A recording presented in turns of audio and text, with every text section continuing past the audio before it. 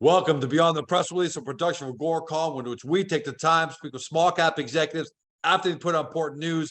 For those of you who believe in the future of artificial intelligence, that's a few of you who believe in the future of artificial intelligence. For the rest of you who've gotten swept up finally because the massive launch and success and notoriety of ChatGPT that just came out, I don't know, seems like ages ago, but it's about a month ago. You're going to love this interview with DataMetrex AI, which trades in Canada, the stock symbol DM, and for our friends in the US under DTMXF. This is a real small cap company that's delivering artificial intelligence solutions to the highest levels of government, global conglomerates, and that's why CIOReview, which is a leading print and digital magazine that's recognized the company as the most promising Canadian tech company for the 2022 calendar year that just passed, and I'm sure it's going to repeat in 2023. Some of the highlights, because we want to make sure we differentiate DataMetrex from everybody else that's just talking the talk. They've just completed the first phase of a $40 million artificial intelligence government contract that's to help in the defense of Canadian cybersecurity initiatives. Over $2.4 million in artificial intelligence contracts from a Silicon Valley technology company. You'll notice in both of these, I don't even know the names of these entities. None of us do. That's how secretive AI is right now. Lotte, which is a multi-billion-dollar South Korean multinational conglomerate, the United States Air Force, and on and on. And the company and the company's doing tens of millions of dollars in revenue and growing.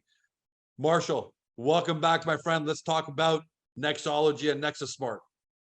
Happy to be here, George. Let's do it. Hey, before we dive into the amazing work you've done, and that's been backed by contracts, some of the stuff I just read, how great is it, or how helpful has it been that ChatGPT has put AI into the minds and mouths of everybody on the planet because they're finally blown away because they had their first interface with it? What's that done for DataMetrex in terms of just awareness and finally people understanding your business? Well, as far as awareness and people and understanding our business is concerned, it's really kind of taken the lid off, right? Because AI, I guess in the past, AI has really been in the realm of like academics, large corporations, things like this. You don't see it on a day-to-day basis. You actually probably interact with AI, but you don't know it. And it's not at your forefront. Like, I don't know, when you're buying on Amazon or shopping online, right, you're definitively interacting with AI. It's telling you to buy more stuff, right? Some people have self-driving cars. There's smart devices, your phone's listening. There's AI behind the responses on your phone, etc. But what this has really done is brought it to a level of every man. Okay, so you're removing it from the realm of, just purely large corporations, governments, people with reams and reams of money that are able to take advantage of these systems and able to afford the people to work them, to get the answers out of the data they need, etc. But with something like ChatGPT that you mentioned earlier, they've taken those AI models and they've put an interface on it that's approachable, right? So the average person can approach it, they can interact with it, etc. So for us, the awareness that AI works and that it is accessible to the average person is going to open up all kinds of doors, and it already is.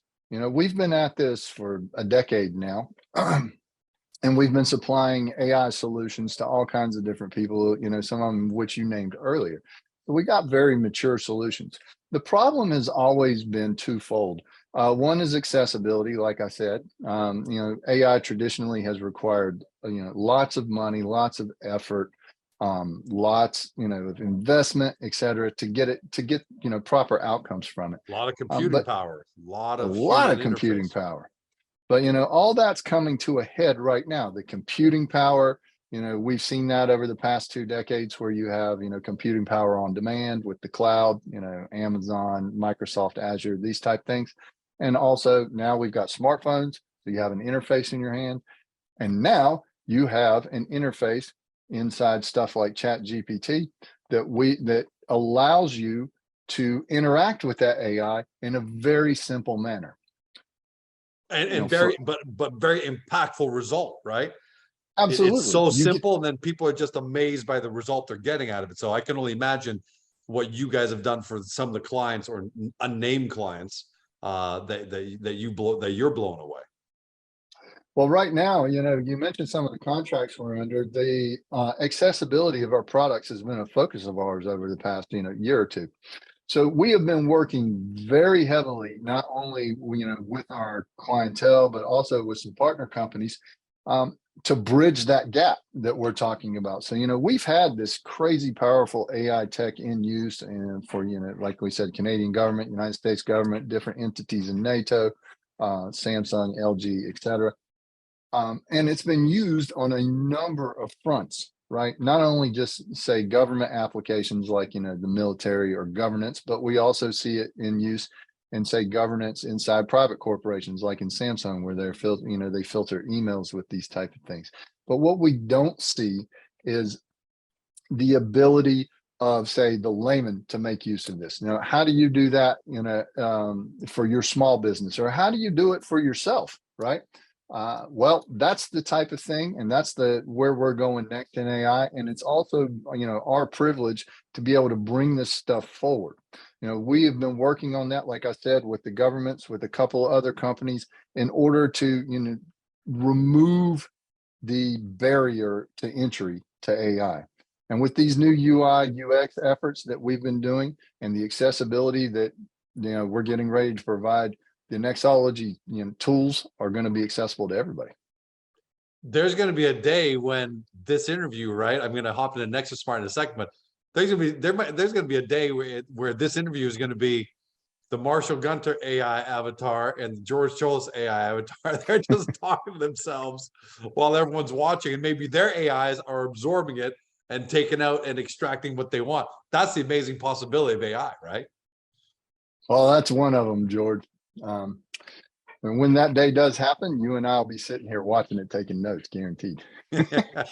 Okay, so let's do a bit of a deep dive. Nexology is the division. Nexus Smart is your AI technology.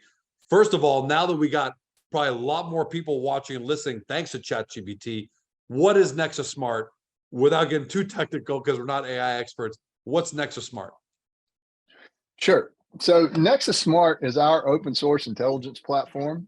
It analyzes like massive amounts of data in minutes in order to empower investigative professionals to focus on their trade craft, right?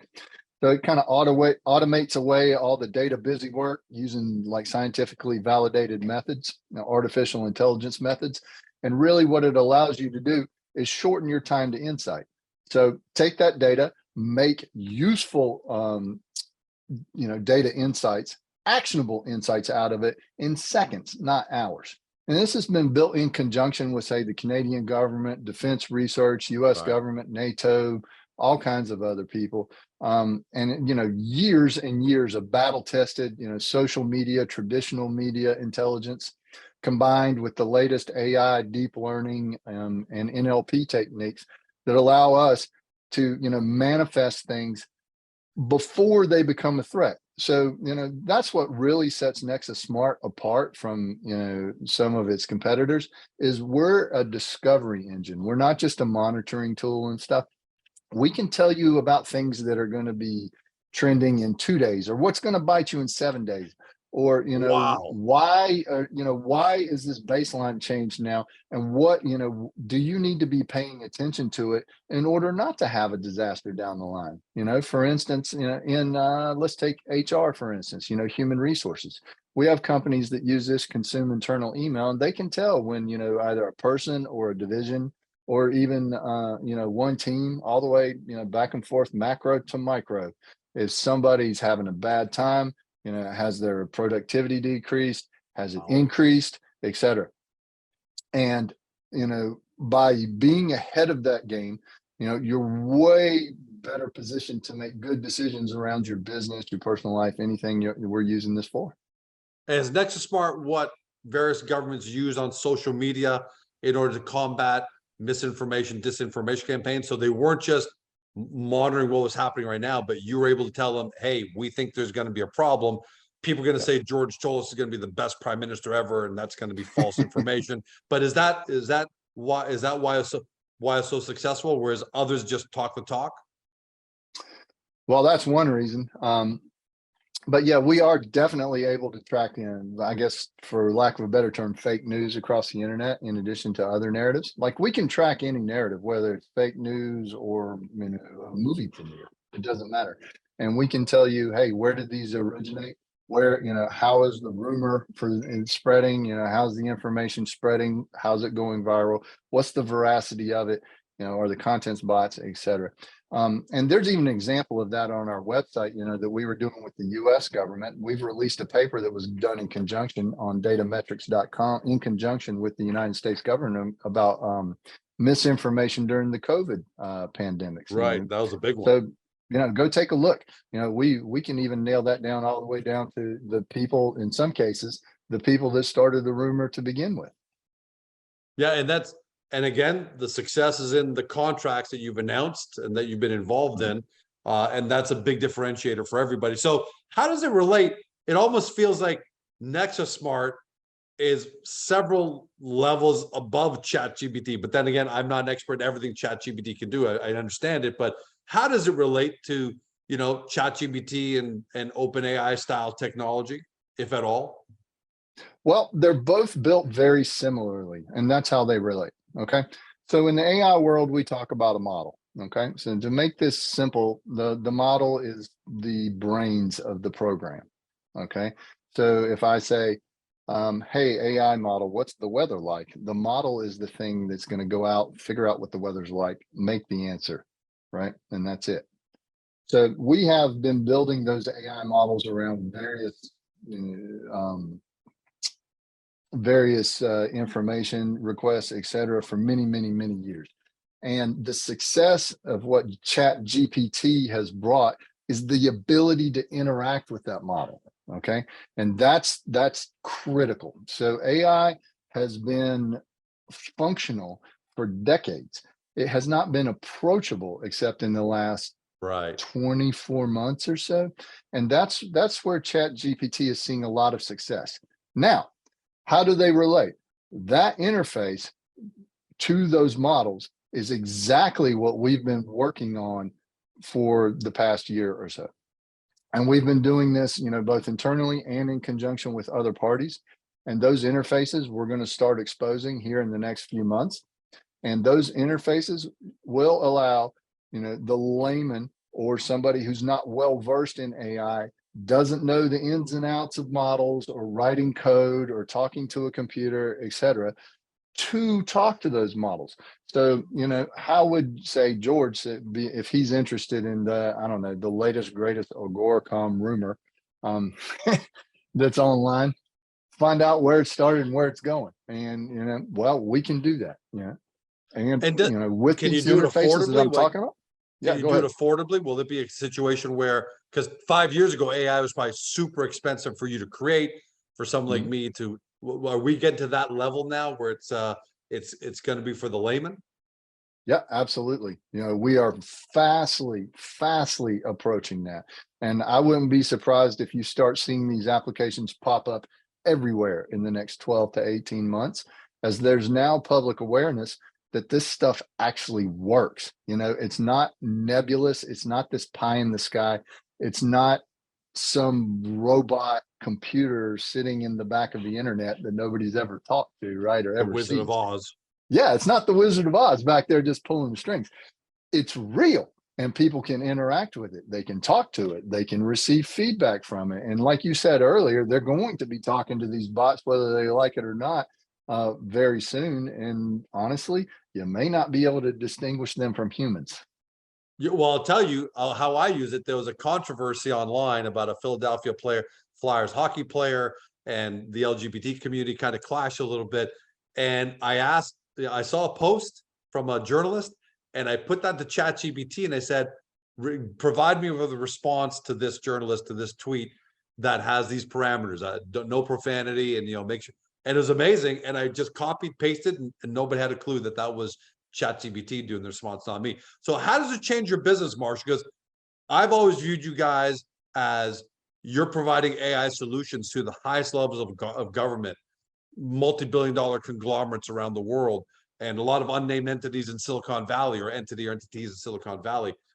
Will you continue to go that route, or will you now, because the layman retail and that world has opened up, will you start providing solutions to the everyday person as well? Almost like you're going from B2B, will you be adding a B2C component?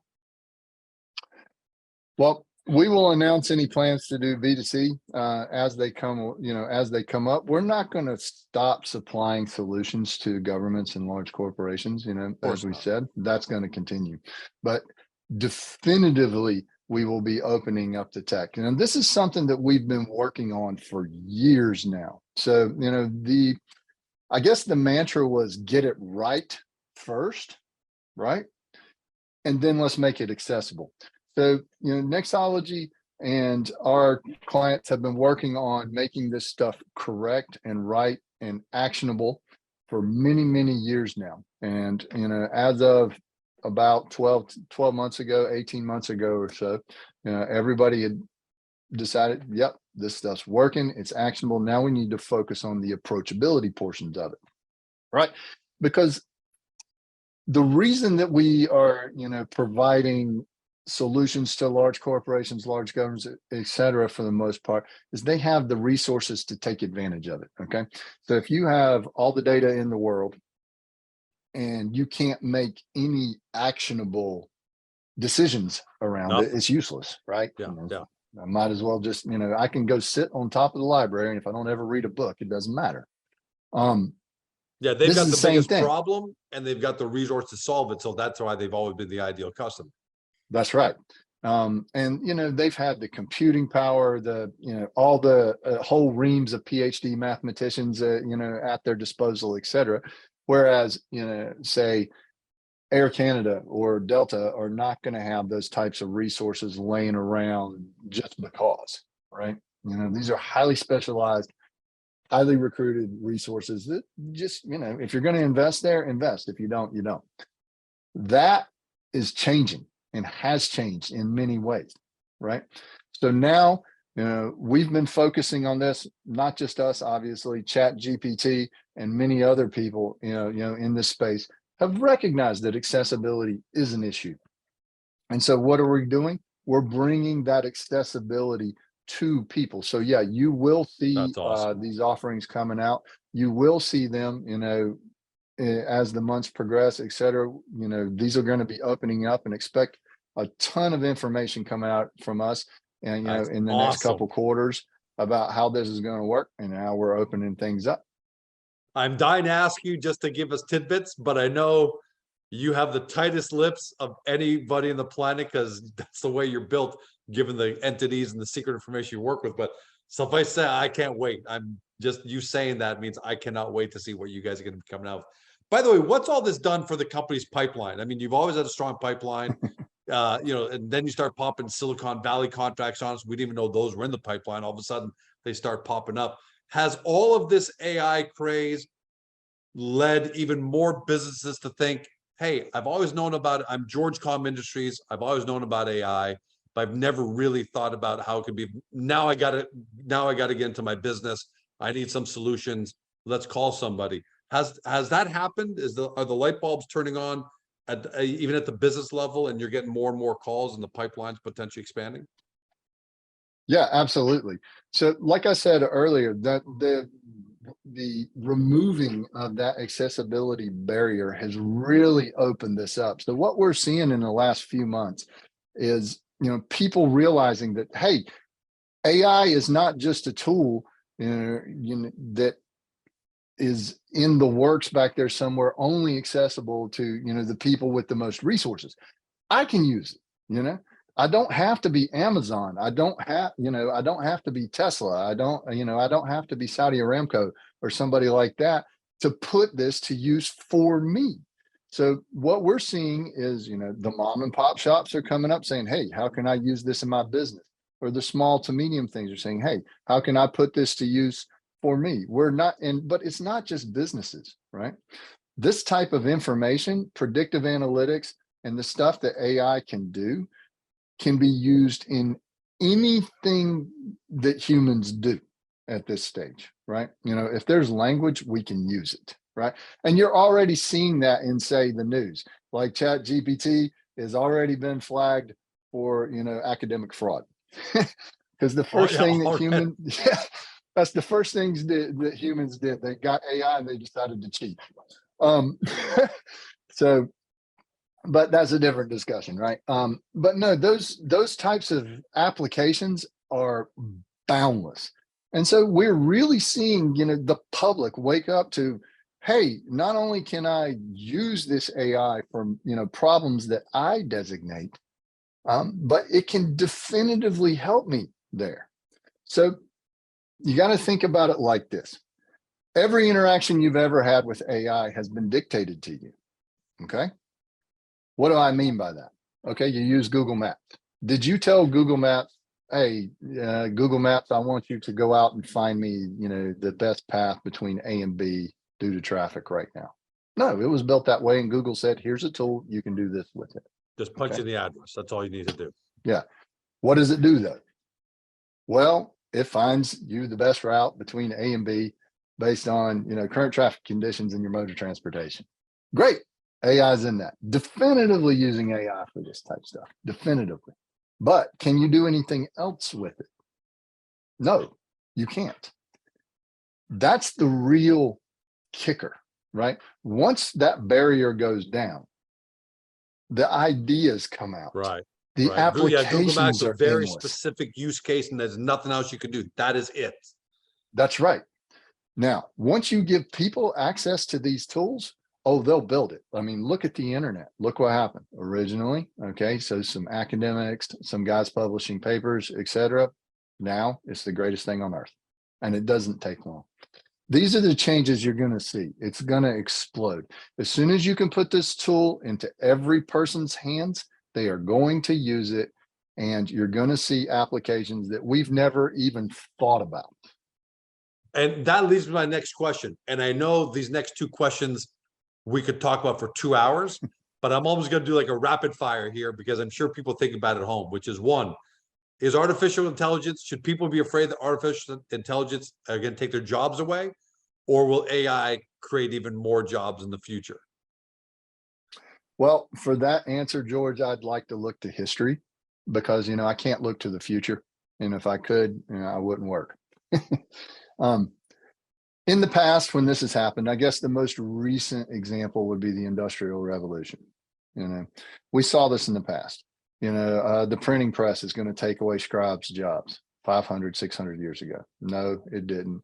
It resulted in an explosion of books, more people writing. Anybody can write a book now, right? You can write a book, you can self-publish, go on Amazon, bang, there you go. You're ready to go. Same thing, Industrial Revolution. We're not going to have any more jobs, et cetera. No, it just created more jobs. We're all still here. We're still employed. The human race is still going on. We had the same argument when cars came about. What are the horses going to do? Well, the horses have jobs. We're all good. This is going to be the same thing. Humanity will adjust. This will create jobs. Like I said, stuff's going to come out that we've never even thought about. And those are going to be the jobs of the future, right? We're going to be thinking, now it will definitely reduce the easy stuff, manual labor, things like this. And, past that, it'll reduce things like writing small sets of instructions, ordering groceries, delivering pizza, you're going to see all these things. But will it set us back to where we can't work or, no, that's not going to happen. Second question for you. Should we fear, and this is more just a little fun talking, but should we fear AI? Because you hear some people saying if artificial intelligence really gets going, it could end the human race. Do you have any of those? Should we be afraid of that? Personally, no, I don't think so. I'm more afraid of humans, right? So that's just me. I'm really, AI is a tool. It's just like any other tool humanity has invented. It can be used for good. It can be used for evil. Like we said earlier, the first thing that made the news with Chat GPT is people cheating on their exam, right? So, it's going to happen, right? But, we've had tools in the past. We have tools now that are super destructive, right? And, we're still here. So I don't fear AI. I don't fear tools. You know, if you're going to fear, reserve that for the humans. And I'm glad you gave that answer because I thought that would be your answer, but I didn't know. Because I think the guys who are on TV talk about doom and gloom, and you see these articles, oh yeah, I could end the human race. They just want it's just clickbait, right? But I want to hear Yeah. from someone like you who's really objective and give a great answer. By the way, I saw something the other day when someone said, "Why are people afraid of AI?" When we created calculators, we thought, "Oh, that's it. Math is done. Kids are never going to do math again. It's going to rely on these calculators. They're all going to be stupid." And we're going to lose math, you know, as a skill. And if anything, it just accelerated. So I agree, my man. We could talk for 2 hours about AI, but glad to hear that something is coming in terms of Nexus Smart. I can't wait to see it. And congratulations on what you guys were able to do, ending off the year with the, you know, the first phase of that big $40 million AI government contract, the Silicon Valley AI contracts, and looks like there's more to come. Thanks for joining us today, man. Can't wait to have you back. Thanks for having me, George. Always a pleasure. And by the way, are you an AI avatar or is that actually you? No, this is artificial me. You've been watching or you've been listening by podcast on Spotify, Google, Apple, your favorite podcast platform, to the AI avatar version of Marshall Gunter, the CEO or the AI CEO of DataMetrex AI, trades in Canada and stock symbol DM for a friends of the S, DTMXF. Guys, for those of you who listen to this and watch this and are really excited about what you hear and you want to do your next step of due diligence, because you should. We know where artificial intelligence is going now. Get to the company's profile page on Agoracom. Do your first step of deep dive due diligence there, because we know there's a lot of tech. We broke it down to layman's terms for you so you can really understand what the company does in layman's terms, and then hop over to the company's website, follow them on social media, stay up to date with them, do your deep dive due diligence. Just don't say 12 months from now, we didn't tell you so. Thanks for joining us. Have a great day. See you next time. Hey guys, the video's over, but don't forget to help your company by liking it and even leaving a comment below. And then don't forget to help yourself by subscribing to our YouTube channel so you never miss another great Agoracom small cap video.